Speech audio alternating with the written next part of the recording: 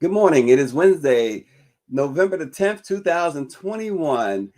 Videos of the AstroWorld crowd crush that killed 8 people flooded TikTok over the weekend, but conspiracy theories have also flourished alongside the graphic footage accusing Travis Scott, who founded and performed at the festival, of orchestrating a massive satanic ritual. This ain't a festival, it's a sacrifice, read one typical comment. The music industry is demonic and collects souls, read another comment with 34,000 likes. This is all the talk, the innuendo, and speculation surrounding Astroworld, the big Texas-based show that Travis Scott headlined that resulted in the 8 deaths that occurred last week. We talk about it this morning with our special guest, Memphis Jelks, the hip-hop star who also has a new podcast. We'll talk about it this morning on the National Newspaper Publishers Association's Let It Be Known. But first, of course, let us check out the headlines for today.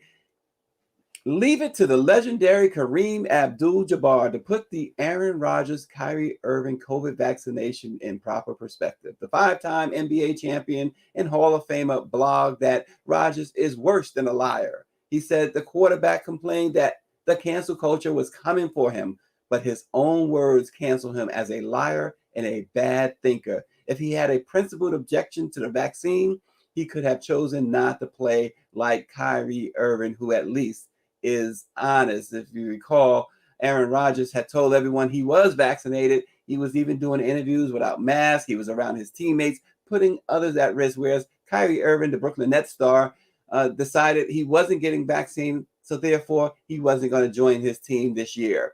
But Kareem Abdul-Jabbar goes on to say what really sacked his whining stance was his refusal to wear a mask during interviews to protect others from sickness and death. He might also remember that the only reason he is able to play in front of crowds again is because all those Rodgers who called suckers got vaccinated. Aaron Rodgers had referred to those who are getting vaccinated as suckers.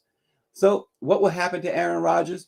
Well, Kareem says, other than the brief suspension, probably very little. He's a valuable asset to a multi-billion-dollar industry. The deal he signed with the Packers in 2018 is worth $134 million, plus the $9 million for commercial endorsements, such as the one he has with Adidas, State Farm Insurance, and others. He did lose one endorsement. A healthcare provider canceled their contract with him because his actions were contrary to their commitment to encourage. But Kareem Abdul-Jabbar then really ended his writing in a very profound way. Jabbar concluded that I can't help but think of Colin Kaepernick, who was blacklisted by the NFL for passively expressing his frustration with systemic racism, a brave act meant to help his community and save lives, while multi-millionaire Rodgers will continue to play despite lying to the fans and his teammates and putting innocent lives in danger. Time, Kareem Abdul-Jabbar said, will tell whether Rodgers will be judged by the content of his character or the strength of his throwing arm. Some tough words from Kareem Abdul-Jabbar, but tough words, but true words. No truer words could ever be spoken. Well, this morning, we're talking Astroworld. Travis Scott, what really went on there? Well, let's bring on someone who is very familiar with the industry, hip-hop star Memphis Jelks, who also has a new podcast. Welcome this morning to Memphis Jelks, and from the Washington Informer, James Wright joins us as well. Good morning, guys. Morning.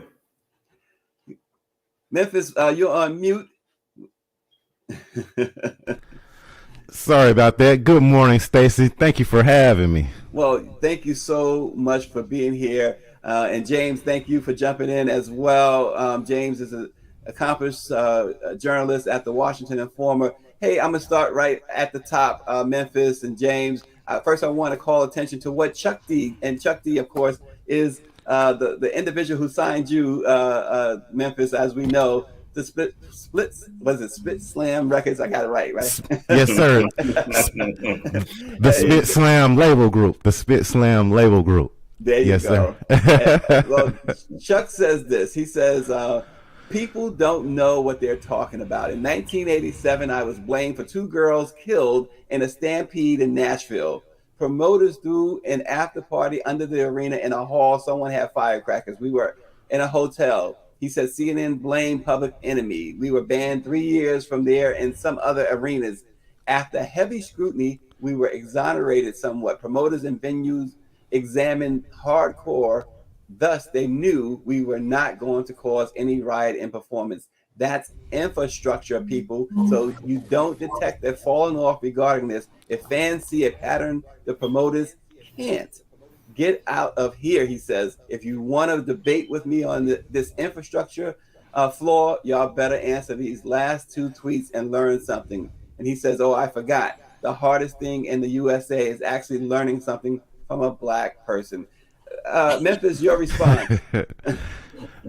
I stand behind what Mr. Chuck says, man. Like, he's very knowledgeable. He's been around the world. As a matter of fact, like when his first record deal was up with Def Jam, he refused to re-sign because he saw a bigger vision. He saw a world vision.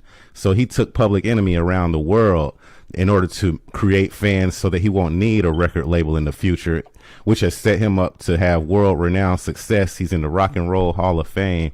So I think he knows what he's talking about.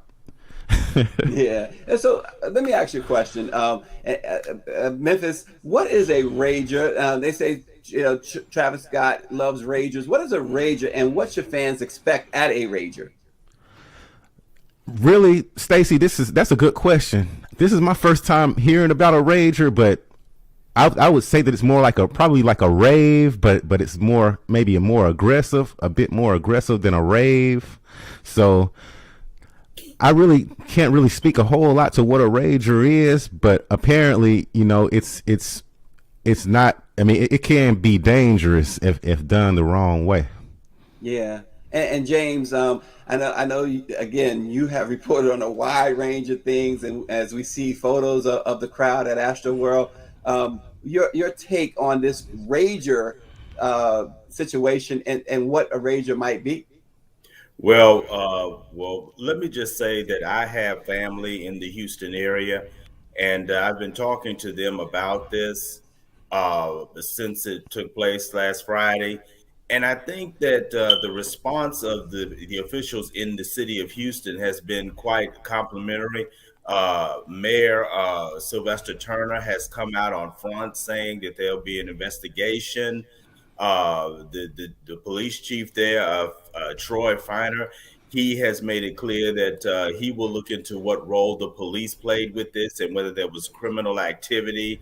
And in terms of illegal drug use at that particular concert, I think that what happened was that this is just like I will have to say this because this is what people have been telling me, Stacey, that this was sort of like a freak accident. And I don't see these people are filing these lawsuits against Travis Scott for this. I don't really think they should hold up in court. But this looks like this was just a freak accident. And I think that the city officials in Houston will know better next time, and there should be a next time. Well, you mentioned a few things there, James. You mentioned about the Houston police chief. The Houston police chief, Memphis, and James has met or did meet with Travis Scott before the show.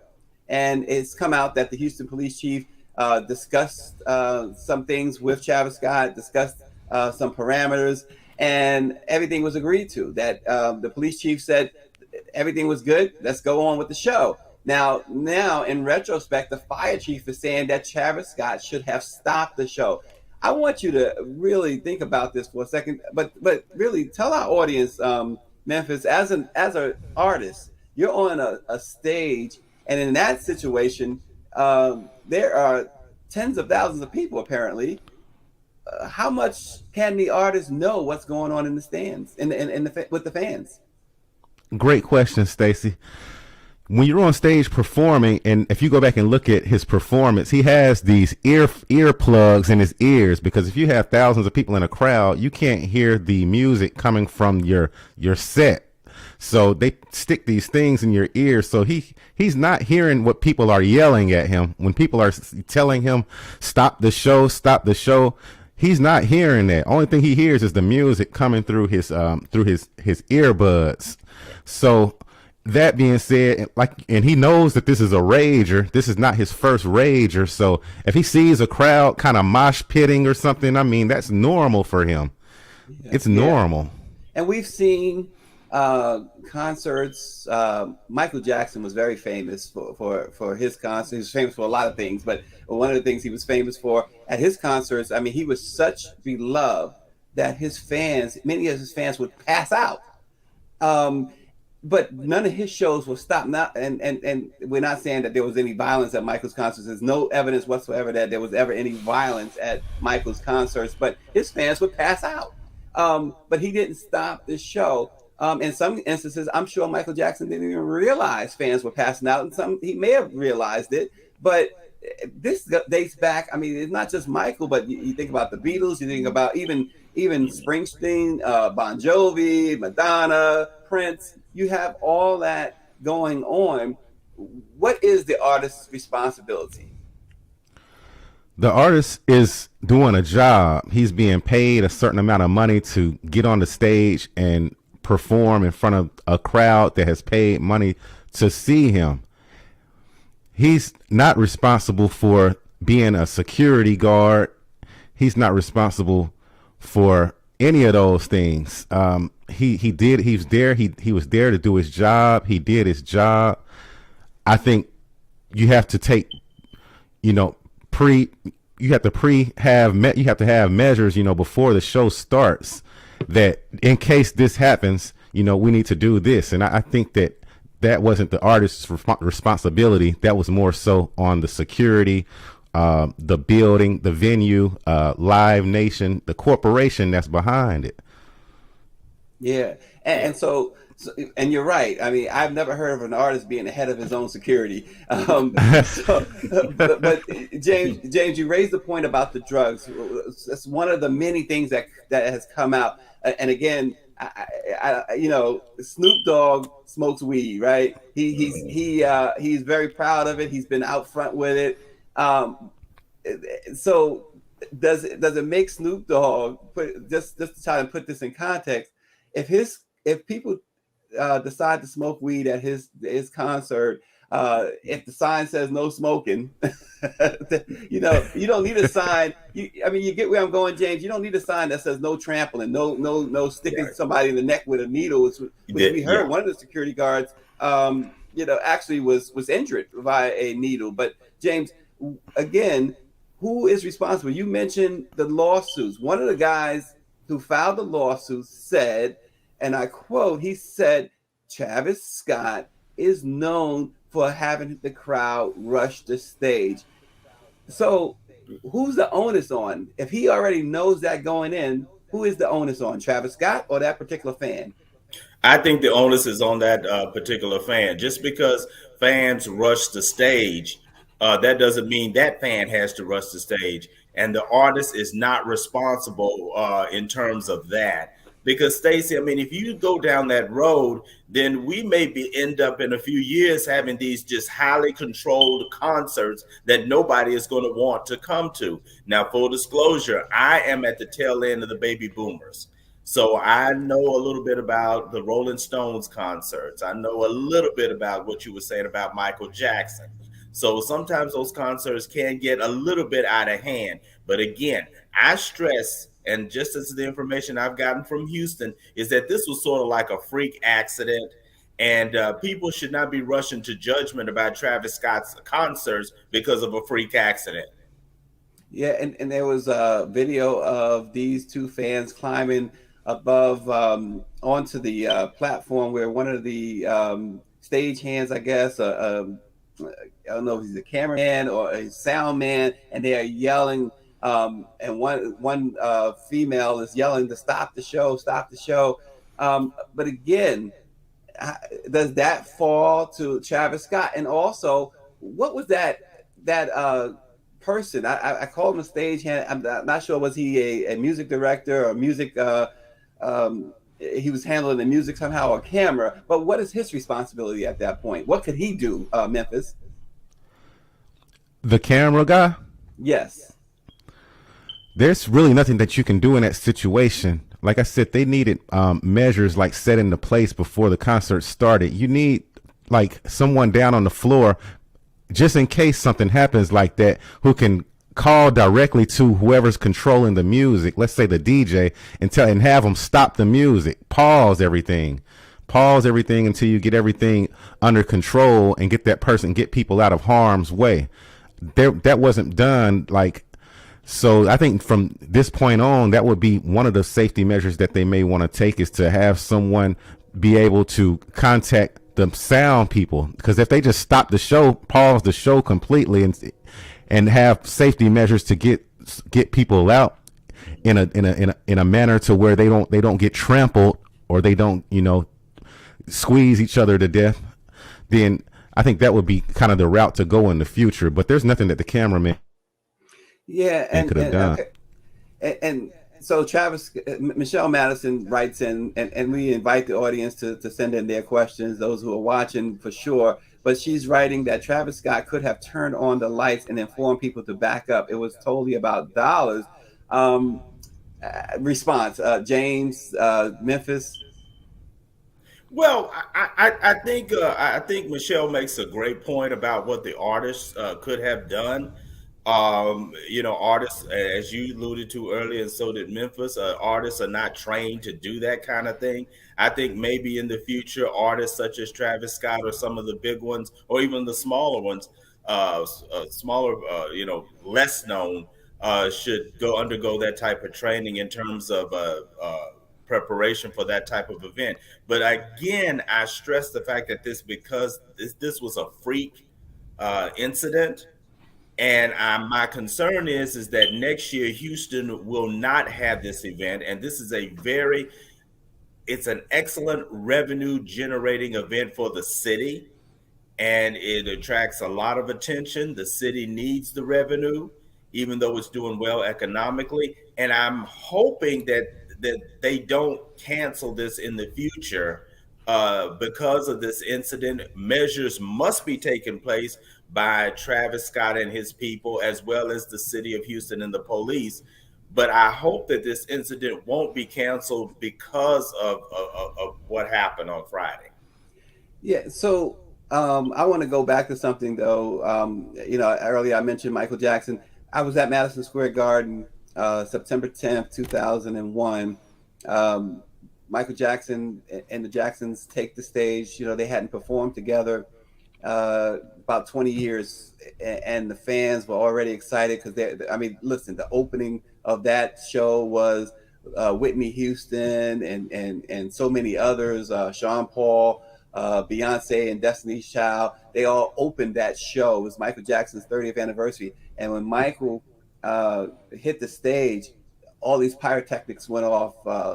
And it was like this big explosion, and I remember, and there's video of this that you could see CBS, that the fans in the front where I was, they kind of grabbed their heads and they were so afraid for a second, but they were so overcome with emotion and excitement, and it was so loud. And again, Travis Scott, Michael Jackson, they all had these earplugs in their ears. They're used to fans going mad. That's so again, I have to ask again, because I'm seeing comments that still say that, well, he should have known. Could he really have known? That's what I want to really get to the bottom of it. Could he have known? Did he know? And why not? Well, I'm not on mute, am I? Okay, no. Yeah. He couldn't have known. That's like saying that someone knows the future. And it's definitely, I definitely agree that, that he could have stopped the show at some point. But like we said, he had the headphones on and he really didn't understand what was going on. He's used to the fans going bananas. No one knows what's going to happen. We don't know what's going to happen 5 minutes from right now. I think he felt like he's done these before. This wasn't the first AstroWorld. No one has ever gotten killed at an AstroWorld event in the past. So a lot of times we use the past to judge what's going to happen in the near future. And I think he was banking on that.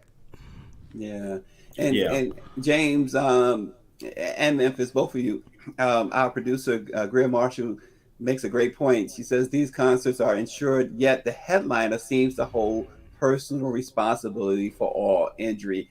Why is that, and should that be?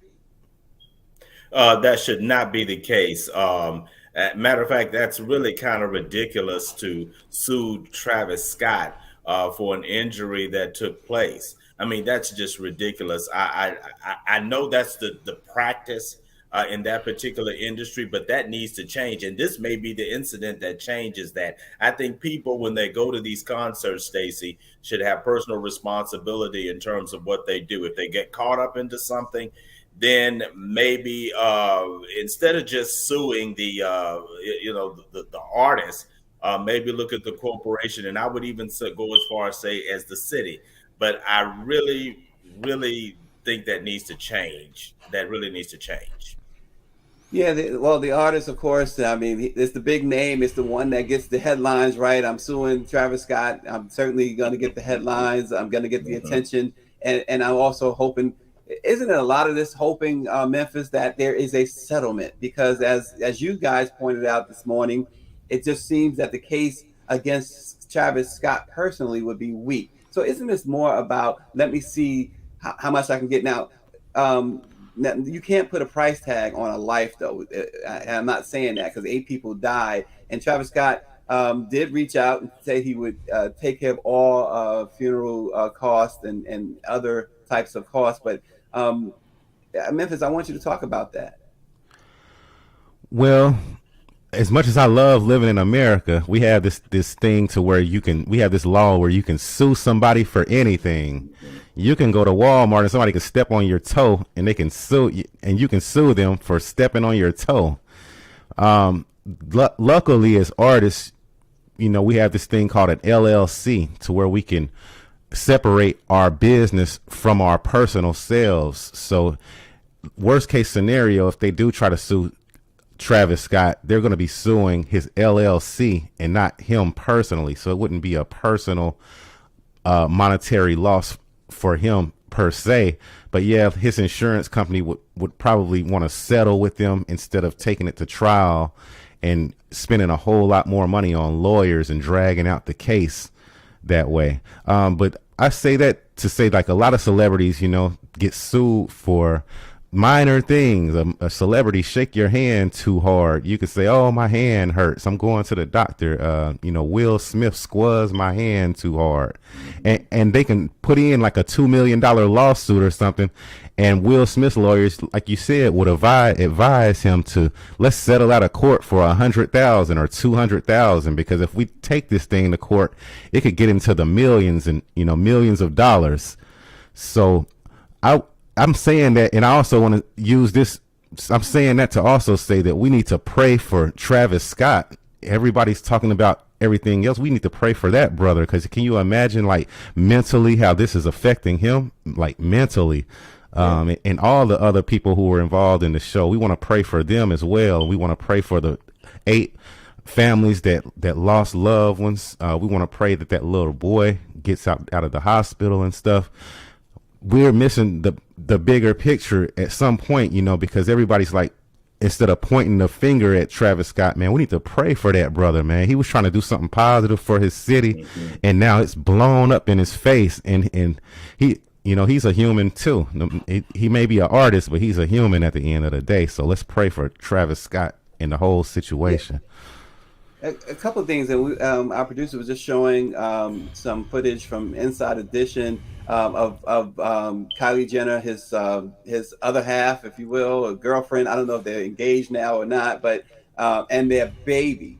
So that brings up another element here. And yes, she certainly, and the baby certainly was, the Jenner family certainly was protected by security, no question about it. But it also brings up, if I'm Travis Scott, I'm using that in my defense too. I'm not going to put my family in harm's way, right?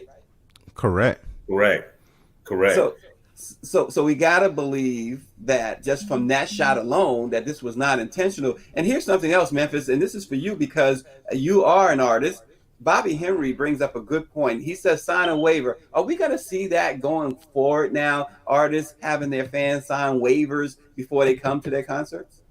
Stacy, I hope not. I really hope not. But you know what? That might be what's going to happen in the future, and not just in Texas, but in all over. People having to sign waivers when they come to a concert.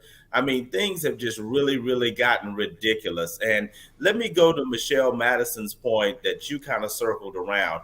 I'm not saying that this is a minor incident. This is a major incident, but I hope it doesn't stop the momentum of that the concert generates in terms of revenue for the city, in terms of enjoyment. But I certainly hope that we don't go this route of waivers. But it looks like something similar to that may be on the pike. Yeah. It's so much to unpack here, so much to talk about. But I want to use the closing moments to talk about Memphis. Memphis, first and foremost, and this is a segue out of what we've been talking about. But one of your most recent bigger hits was about Bill Cosby. Tell us about why you did that. It was from the heart. It was from the heart. I felt like when they first did what they did and put him in jail, I feel like he got railroaded, and it hurt me so bad to where I wrote this record called NN7687. It's on YouTube if anybody wants to go check it out. But somehow in some way it fell into his publicist Andrew Wyatt's lap, and they reached out to me while he was locked up, and they said that they played it for him like over the phone, and he enjoyed it, and he wanted to thank me for it and stuff. And that was like huge to me because I was so crushed at what they did to him and how they destroyed his legacy, or tried to destroy his legacy, because his legacy is not destroyed, not at all. But anyway, when he got out, which I knew that he would get out in the first place, I knew that it was all a railroading situation in the first place. This song, I did a different song because the first song was sad because that's how I was feeling. But this time I was overjoyed. So I made a song called The Cosby Dance because I was celebrating his release, the release of an innocent, what I feel is an innocent man whose legacy is under war right now. Like they're fighting to kill his legacy right now. So he's a soldier. He stood up. He didn't admit to that stuff because he know he didn't do that stuff. How, like an 80-something-year-old man with millions and millions of dollars, and you put him in the most vulnerable situation that you possibly can, and he still didn't, and he still stood on his words, and he still didn't admit to what it is that you accused him of. And I just think that's a strong brother right there. So The Cosby Dance is my new song. We're having fun with it. He loves it. He called me. He told me he loves it. I enjoyed the conversation. I'm here for him if he needs anything. He knows I'm just one phone call away. Long live the legacy of Dr. Bill Cosby. Wow. James, I want to give you a final thought, whether it's on what Memphis's experience with Bill Cosby is or the Travis Scott situation. And before I do that, Michelle is asking Memphis for your website, your link. Okay, my website is memphisjelks.com, and my YouTube channel is The Memphis Jelks Show. The Memphis Jelks Show. James, your final thought. Yeah, Stacy, you are the expert in terms of Bill Cosby, all of Bill Cosby. A lot of us weren't fooled by what went on. We know what this was really about. We know that this was about putting a powerful black man in check. We know that. I said it publicly.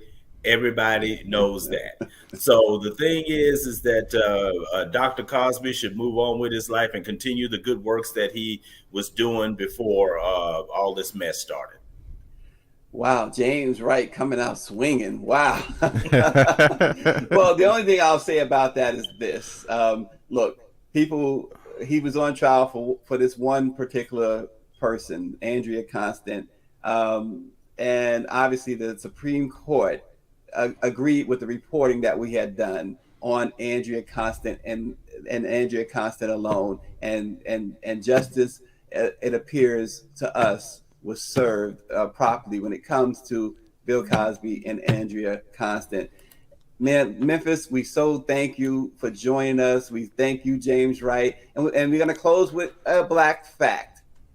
And today, tours have always been a major financial benefit for artists. Almost everyone's favorites have toured in an attempt to thrill their fans with a live performance. While rap tours are the norm now, before 1984, you had to be lucky enough to be in the thick of hip hop culture to witness a live performance. Then came the Fresh Fest tour in 1984, which featured Run DMC, Curtis Blow, Nucleus, the Fat Boys, and Houdini, becoming the first official hip hop tour. The 27-date road show amassed nearly $4 million in sales, setting the standard for rap tours for many years to come. Wow. Always paying homage to the Trailblazers. And y'all know I'm a big Run DMC fan, and we had Curtis on this show too. So, hey, big ups to all of them. Thank you for watching, and we will see you tomorrow.